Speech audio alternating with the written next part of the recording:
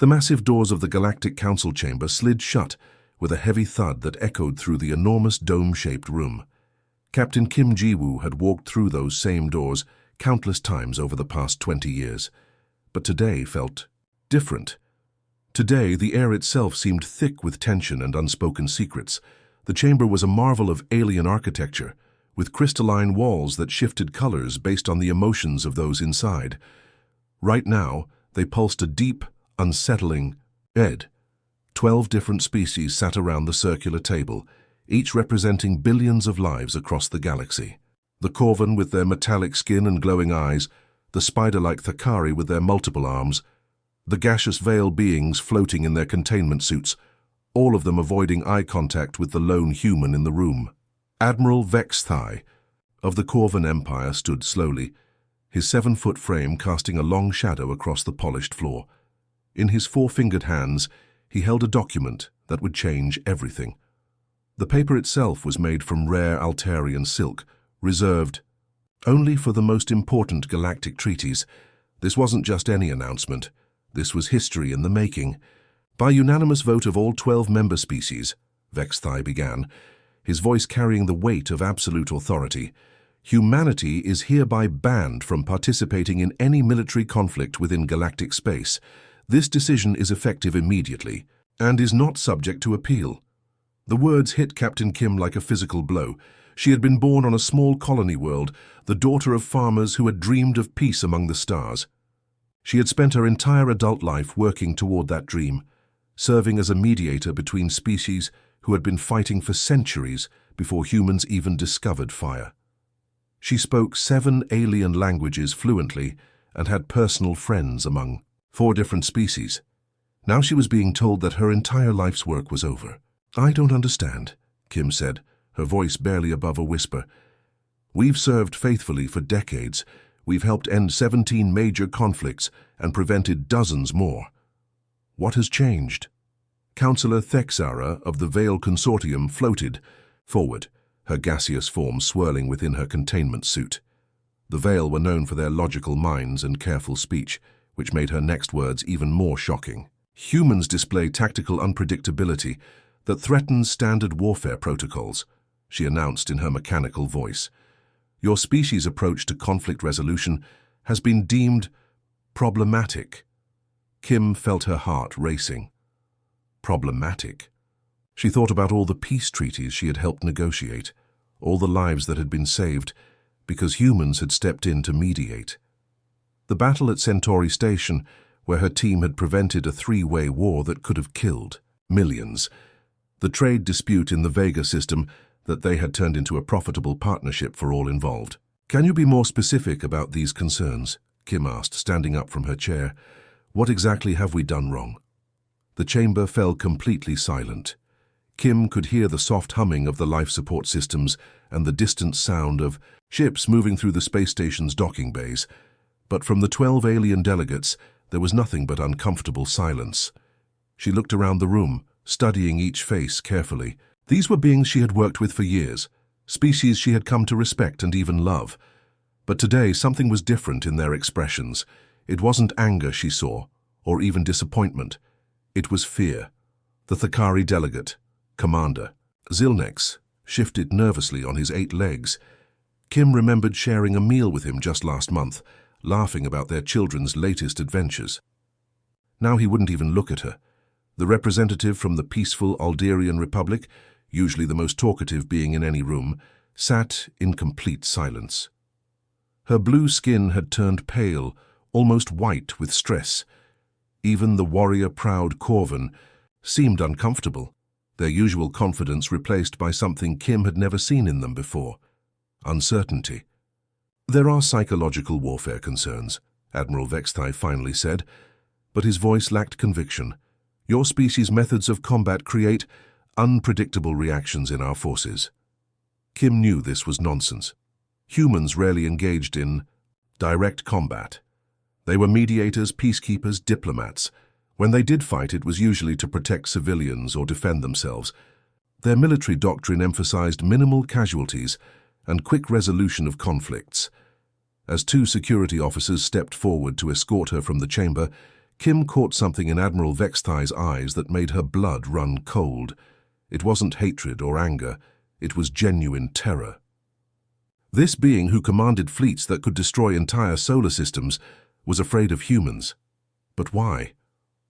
Walking through the corridors of the massive space station, Kim's mind raced with possibilities.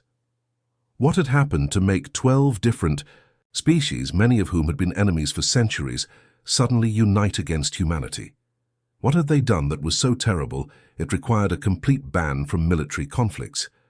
The security officers were professional, but not unkind. One of them, a young Corvan named Thexel, had actually served alongside human forces during the Outer Rim crisis. As they walked, he whispered quietly, "Captain Kim, I'm sorry about this. Many of us don't agree with the decision." "Then why did it happen?" Kim asked urgently. "What aren't they telling me?" Thexel glanced around nervously before responding. "There was an incident 3 months ago. Something at Kepler's Edge. After that, everything changed. The council met in secret sessions for weeks. They watched recordings, read reports, held debates that went on for days. Whatever happened out there, it scared them enough to make this decision. Kepler's Edge. Kim knew the system. It was a disputed mining territory on the edge of Corvan and Thakari space. There had been skirmishes there for months, nothing unusual by galactic standards. But apparently something had happened there that changed everything. As the security escort reached the docking bay where Kim's ship waited, she made a silent promise to herself. She would find out what really happened at Kepler's Edge. She would discover why humanity had suddenly become too dangerous to participate in galactic conflicts, because deep down, she knew the official reasons were lies. The real truth was something much more frightening, something that had united former enemies and shaken the foundations of how warfare worked in the galaxy. The real reason humanity had been banned remained unspoken, hidden in classified files and secret meetings. But Kim Ji-woo was determined to uncover it, no matter what the cost. 3 months before the fateful council meeting, Captain Lee Min-ho was enjoying his morning coffee in the captain's quarters of the UES Harmony when the priority message came through. The coffee was synthetic, of course. Real coffee beans were worth their weight in gold this far from Earth. But it still reminded him of home. He had been staring out at the stars, thinking about his daughter's upcoming birthday party, that he would miss again, when the communication panel lit up with urgent red signals. The message was simple and routine, the kind that Minho had received dozens of times over his 15-year career. 2 alien fleets were fighting over mining rights in the Kepler's Edge system.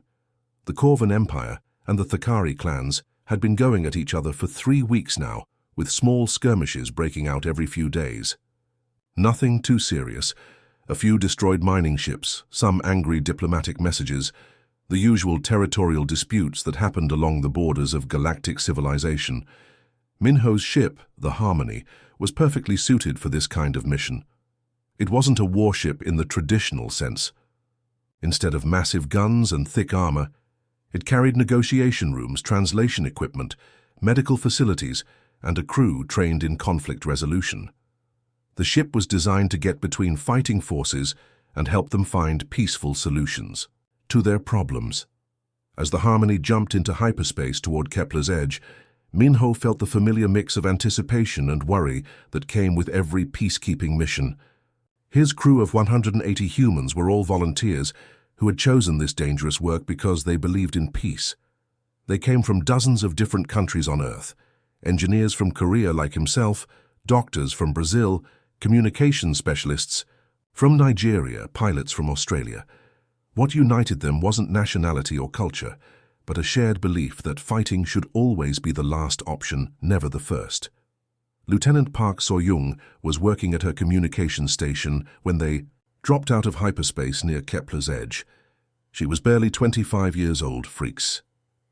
Fresh out of the Galactic Communications Academy, but she had already proven herself invaluable during their last 3 missions. She spoke 6 alien languages fluently and had an unusual talent for understanding the subtle emotional undertones in alien speech patterns. "Captain," So-young called out as her screens filled with data, "I'm picking up some strange readings from both fleets. Minho walked over to her station, studying the information flowing across her monitors. What he saw made him frown with confusion. According to the long-range sensors, both the Corvan and Thakari fleets were positioned in attack formations, just as expected. But their actual behavior didn't match what two enemy fleets should be doing. Look at their movement patterns, So-Young pointed to a tactical display showing the positions of all 50 alien ships in the system. They're not actually fighting each other. They're moving in coordinated patterns, like they're working together. Minho studied the display more carefully. So-Young was right. The Corvan ships would move to one side of the disputed mining zone, and moments later, the Thakari vessels would move to the other side. It looked like they were taking turns, not engaging in combat. Run a deep scan of the planet's surface, Minho ordered. I want to know exactly what's happening down there. What they discovered over the next several hours changed everything they thought they knew about the conflict. The planet below wasn't just being mined, it was being stripped bare by massive industrial operations that violated every galactic environmental treaty. Rare metals worth billions of credits were being extracted using methods that would poison the planet's ecosystem for centuries. But the most shocking discovery was that both fleets were working together. Corvan mining equipment was being protected by Thakari security forces. Thakari transport ships were being escorted by Corvan warships. The entire war was nothing but an elaborate cover story to hide the fact that both species were illegally plundering a disputed world. They're splitting the profits, whispered engineer Kim Ji-ho as he analyzed the mining data. This whole conflict is fake. They're just putting on a show for the rest of the galaxy while they steal everything valuable from this planet, Captain. Minho felt a cold anger building in his chest. For 3 weeks, the Galactic Council had been debating how to resolve this conflict. Diplomatic resources from dozens of species had been devoted to finding a peaceful solution. Meanwhile, the two enemies had been laughing all the way to the bank. Open a channel to both fleet commanders, Minho ordered. It's time to end this charade. The conversation that followed was brief and ugly. When confronted with the evidence of their illegal operation, both the Corvan Admiral Vexnul and Thakari Commander Zilthex initially tried to deny everything. When that failed, they tried to offer bribes to keep the humans quiet. When Minho refused and threatened to report their crimes to the Galactic Council, both alien commanders made a decision that would change galactic history forever. If you will not be reasonable, Admiral Vexnul said coldly, then you will not leave this system alive. Within minutes, 50 alien warships had surrounded the lone human vessel. The Harmony was a peacekeeping ship, not a battleship. Against odds of 50-1, with no weapons designed for ship-to-ship combat, they should have been destroyed in the first few seconds of battle. Instead, Lieutenant So-Young made a decision that went against every military manual ever written. As the first enemy shots began hitting their shields, instead of preparing for battle or trying to run away, she opened every communication channel on the ship and did something completely unexpected. She started talking, not to her own crew, not to her captain, but to the enemy ships that were trying to kill them. She opened direct channels to every Corvan and Thakari vessel in the system and began broadcasting on all frequencies simultaneously. My name is Park So-Young, she said, her voice carrying across space to reach hundreds of alien ears. I'm 25 years old, and I have a little brother back on Earth who builds model spaceships. He's probably working on one right now, dreaming about the day he can join the Peace Corps like his big sister. The enemy fire continued, but something strange began to happen. The rate of incoming shots started to slow down, just slightly, as if some of the gunners were hesitating. Captain Minho realized what his communications officer was doing, and despite the desperate situation, he felt a surge of pride. So-Young wasn't just talking. She was doing what humans did best. She was making herself real to the people trying to kill her, and somehow, impossibly, it was working. The bridge of the Harmony shook violently as another wave of plasma fire struck their weakening shields. Sparks flew from damaged control panels, and the lights flickered ominously. In any normal military situation, this would be the moment when the crew would either return fire with everything they had or attempt a desperate escape jump to hyperspace. But the crew of the Harmony wasn't normal by military standards. Lieutenant So-young's voice continued to ring out across all communication channels, reaching every enemy ship in the system. I joined the Peace Corps because I believe we can be better than our worst instincts, she said, her hands steady on the controls even as the ship lurched around her. My grandmother survived the Korean War on Earth. She used to tell me stories about how enemies became friends when they stopped seeing each other as monsters and started seeing each other as people. What happened next defied every principle of space warfare that had been written in the past 3 centuries. Instead of focusing on damage control or emergency procedures, the other crew members began joining So-young's unprecedented broadcast. Engineer Park Ji-ho was the first to speak. Up! He was crawling under a damaged console, trying to reroute power to their failing shields, when he activated his personal communicator and began talking to the alien ships that were trying to kill him. "My name is Park Ji-ho," he said, his voice mixing with the sound of sparking electronics. "I'm 32 years old, and I have a best friend named Keksavol who serves on a Corvan engineering ship. We met at the Galactic Technical Academy 5 years ago. He taught me how to properly calibrate plasma conduits, and I taught him how to make Korean barbecue using ship rations. We still send each other messages every week, sharing jokes and complaining about our commanding officers." There was something in Ji-ho's voice, a genuine warmth and affection when he spoke about his Corvan friend, that seemed to reach through the chaos of battle. On several of the attacking Corvan ships, gunners found themselves pausing for just a moment, wondering if they knew this Keksavol that the human was talking about. Dr. Han Sol was in the ship's medical bay, treating 3 crew members who had been injured by falling debris when a plasma bolt had breached their hull. Even as she worked to stop a bleeding head wound, she activated the medical bay's communication system and began sharing her own story. "I'm Dr. Han Sol, Chief Medical Officer," she said, her hands moving skillfully as she spoke. "2 years ago, during the Outer Rim crisis, I spent 3 months on a Thakari refugee ship, treating civilians who had been caught in the crossfire of a territorial dispute. I delivered 7 babies during that time, including a little girl whose parents named her Solhan in my honor. Her father carved a small wooden toy for me as a thank you gift. I keep it on my desk to remind me why we do this work." The doctor's voice carried the exhaustion and pain of someone who had seen too much suffering, but also the deep compassion that drove her to keep helping others, regardless of their species. On the Thakari ships, several crew members found themselves thinking about their own families, their own children, and wondering if this human doctor had ever treated someone they knew. Captain Lee Min-ho realized what his crew was doing, and despite the desperate situation they were in, he felt a surge of pride that nearly brought tears to his eyes. This was what made humans special in the galaxy. Not their technology or their fighting ability, but their stubborn refusal to dehumanize their enemies, even when those enemies were actively trying to kill them. Walking to the ship's memorial wall, a curved section of the bridge where the names of fallen crew members were etched in metal, Min-ho activated the ship's main communication system. His voice joined the chorus of Hugh, man voices that were now broadcasting across the entire star system.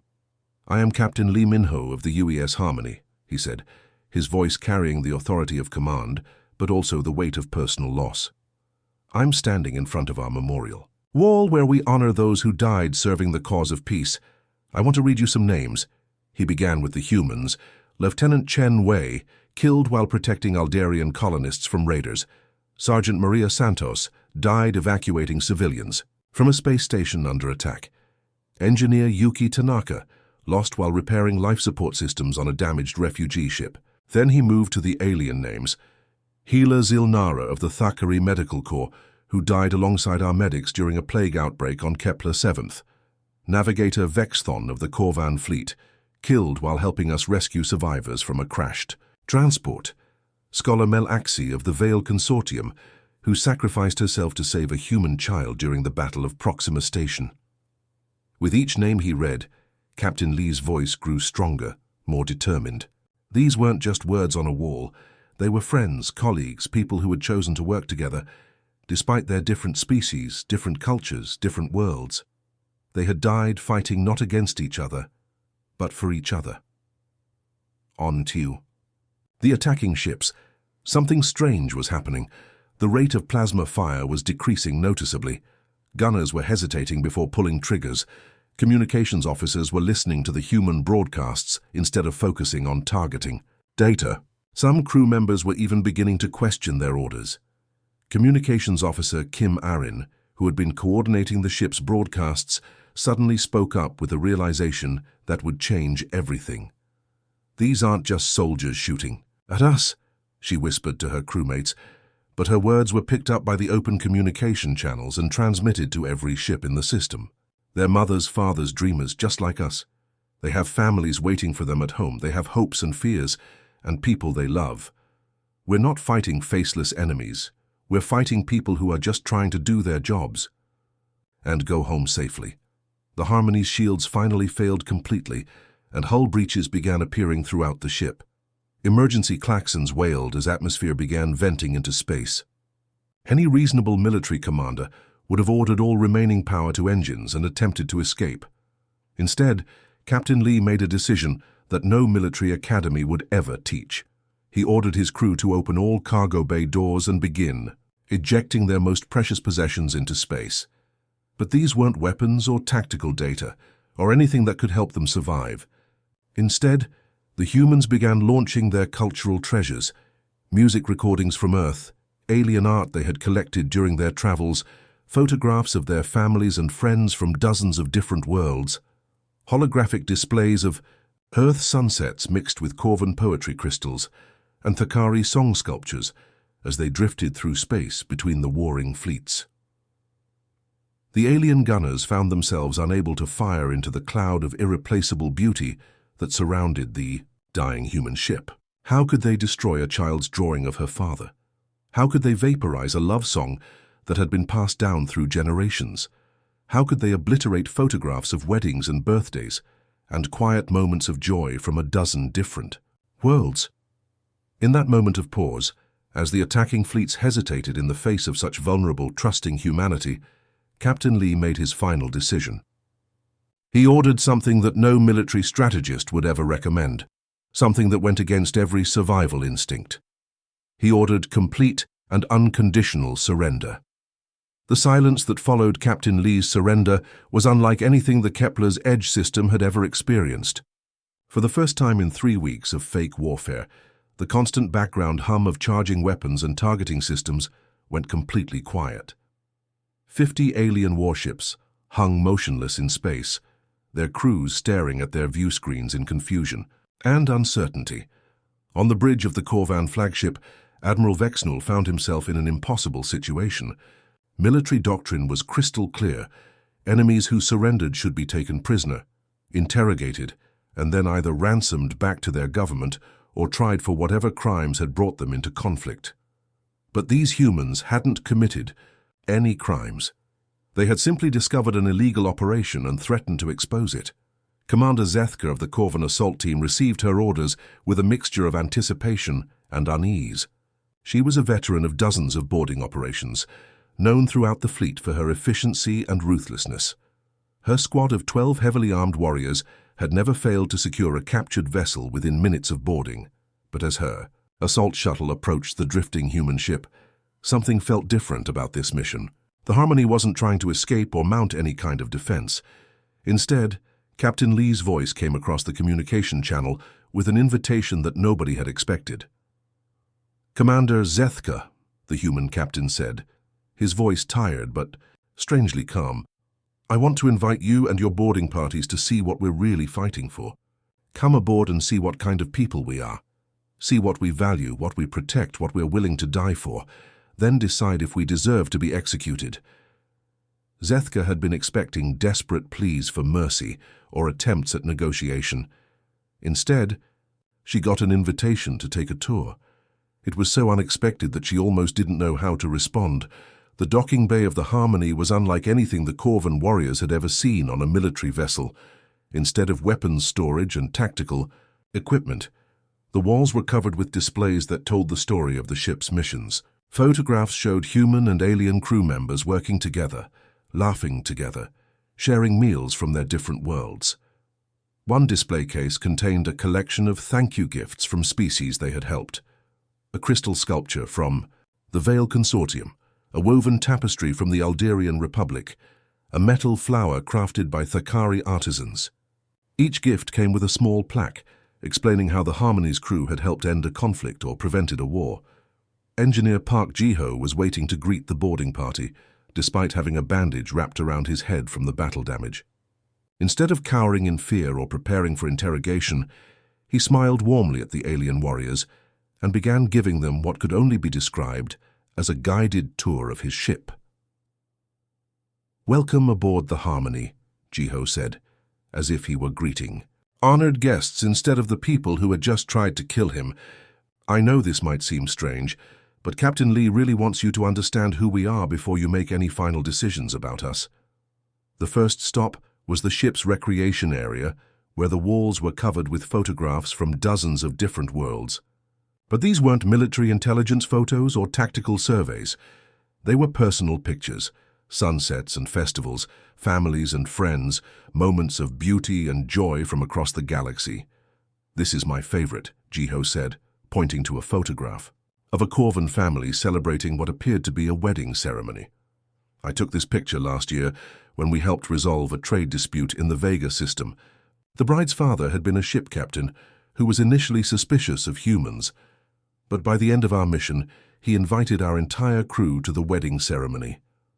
Commander Zethka stared at the photograph, recognizing the traditional Corvan wedding customs and the genuine happiness on the faces of the family.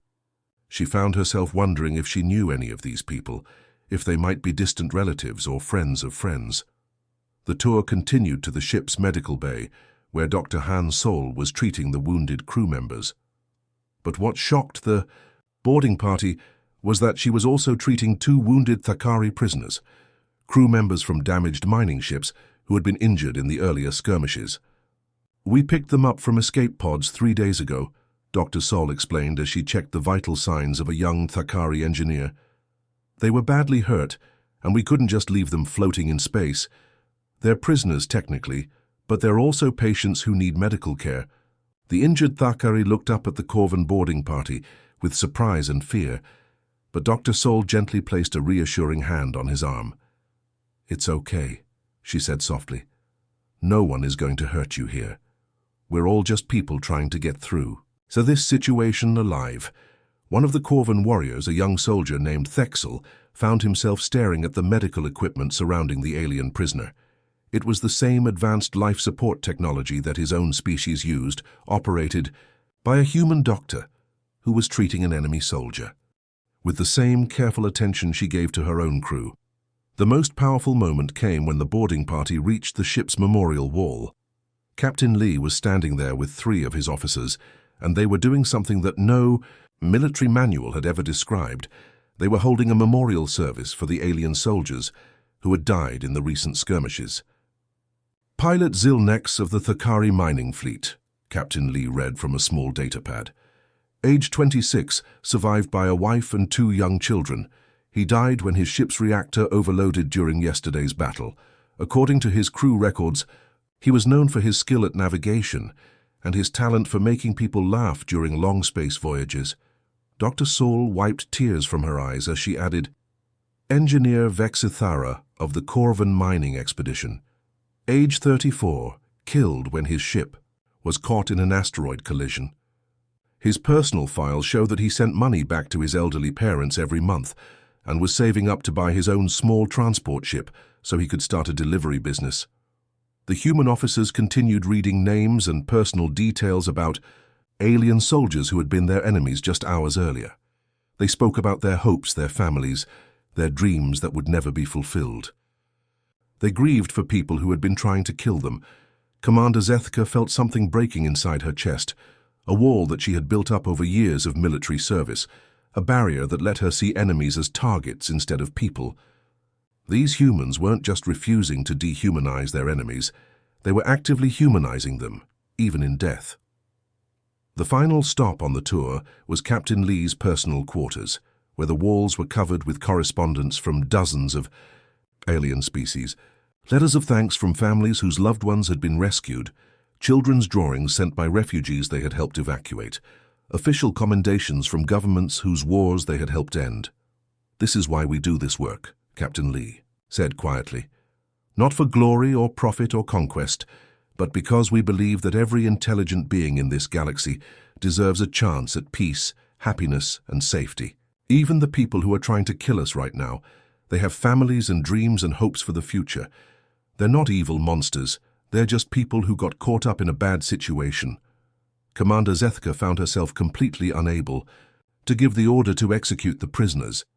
How could she kill someone who had just spent an hour showing her photographs of her own people's weddings and celebrations?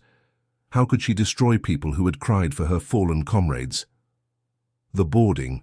Parties from both fleets returned to their ships in confused silence, their weapons unused and their mission completely forgotten. They had come prepared to capture or kill enemy soldiers, but instead they had met something far more dangerous, people who refused to see them as enemies at all. The order to destroy the human vessel never came, because nobody could bring themselves to give it. The truth remained buried for almost 2 full years after the incident at Kepler's Edge.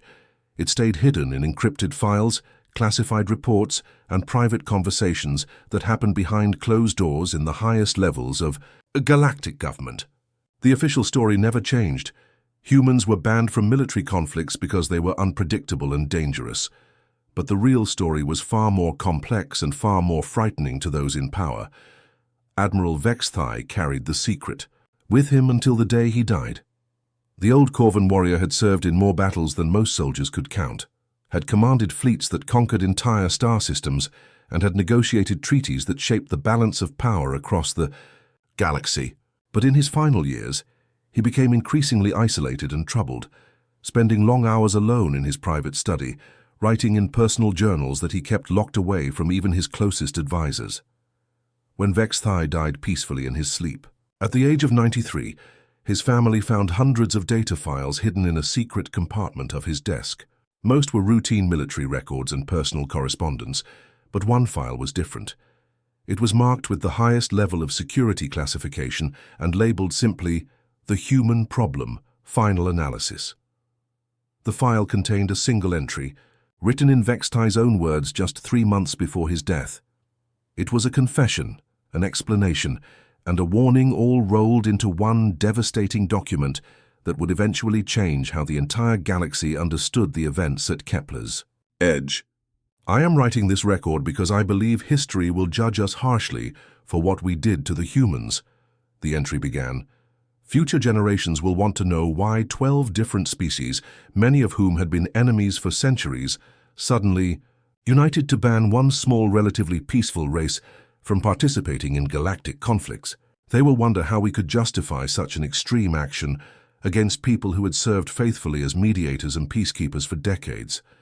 The Admiral's words painted a picture of the weeks following the Kepler's Edge incident that was completely different from the official reports. According to Vexthai's private account, the real crisis began not during the battle itself, but in the days and weeks that followed. "The humans do not fight wars the way we understand warfare," he wrote. "They do something far more dangerous. They end them. At Kepler's Edge, something unprecedented happened. After the boarding parties returned from the human ship, both our fleets simply refused to engage each other anymore. Our soldiers had seen the enemy through human eyes, and they could no longer pull the trigger. The details that followed were extraordinary. Corvan gunners who had been ready to destroy Thakari ships suddenly found themselves thinking about the families and friends of the enemy crews. Thakari pilots who had been planning attack runs started wondering about the hopes and dreams of the Corvan soldiers they were supposed to kill. Our warriors came back to their ships talking about the photographs they had seen, the stories they had heard, the genuine grief that the humans showed for our fallen comrades. Vexthai continued. They could no longer see faceless enemies because the humans had given those enemies faces, names, stories, personalities. How do you order someone to fire on a target when that target has become a real person with a family and dreams? The immediate, practical effects were devastating to the illegal mining operation. Within days of the incident, Corvan and Thakari workers who had been competing for the most profitable mining sites began sharing equipment and coordinating their efforts. Soldiers, who had been guarding separate operations, started working together to improve safety conditions for everyone. The profit margins collapsed overnight, Vexthai wrote with what seemed like bitter admiration. When people stop seeing each other as enemies and start seeing each other as fellow workers trying to make a living, it becomes impossible to maintain the artificial competition that drives up prices and justifies military spending. But the effect spread far beyond Kepler's edge. Veterans from both fleets returned to their homeworlds and shared their experiences with friends, family members, and fellow soldiers. They talked about the human ship where enemies were treated with the same care as friends, where memorial services were held for fallen foes, where people from dozens of different worlds worked together toward common goals. Peace broke out like a virus across 17 different border systems, the Admiral wrote. Conflicts that had been profitable for generations suddenly ended when our soldiers started refusing to fight. Trade disputes turned into cooperative partnerships. Territorial arguments became joint colonization efforts. The humans had somehow managed to weaponize compassion itself. The economic implications were staggering. Across the galaxy, entire industries depended on controlled conflicts between different species. Weapons manufacturers, military contractors, private security companies, diplomatic services, all of these sectors employed millions of beings and generated trillions of credits in economic activity. We realized that if we allowed humans to continue participating in conflicts, they would eventually make war itself impossible, Vexthai's entry continued. They have this terrible ability to make enemies see each other as people rather than targets. They turn hatred into understanding, fear into curiosity, violence into cooperation. For species whose entire economic and political systems are built around the existence of external threats, this represents nothing less than an extinction-level danger. The secret meetings that followed lasted for months. Representatives from dozens of species gathered in hidden locations to discuss what they called the human problem. The debates were intense and often bitter, with some delegates arguing that humanity's peacekeeping abilities should be celebrated and encouraged, while others insisted that they posed a fundamental threat to galactic stability. The final decision was not based on hatred or fear of humans as individuals, Vexthai wrote. Most of us genuinely liked and respected the humans we had worked with. The decision was based on cold, practical calculations about power and economics. If humans continued to end conflicts through compassion and understanding, entire civilizations would need to restructure their societies from the ground up. The Admiral's final paragraphs contained what amounted to a personal apology to humanity and a warning to future generations. We banned the humans, not because they were too dangerous as warriors, but because they were too effective as peacemakers.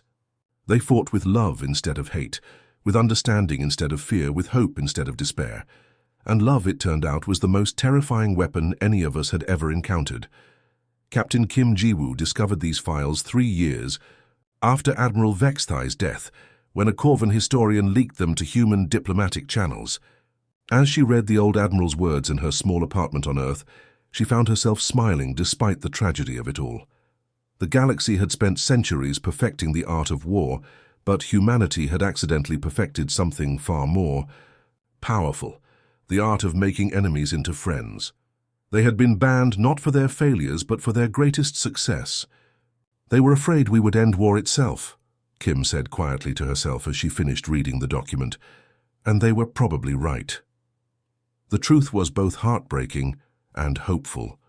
Humanity had been rejected by galactic civilization not because they were too violent or too weak, but because they were too good at helping others see past their differences and find common ground. In the end, love really had proven to be the most terrifying weapon of all, at least to those who profited from hatred and fear, and somewhere, in the depths of space, the crew of the Harmony continued their work, knowing that even if they couldn't officially serve as peacekeepers anymore, they could still choose to see enemies as friends waiting to be discovered.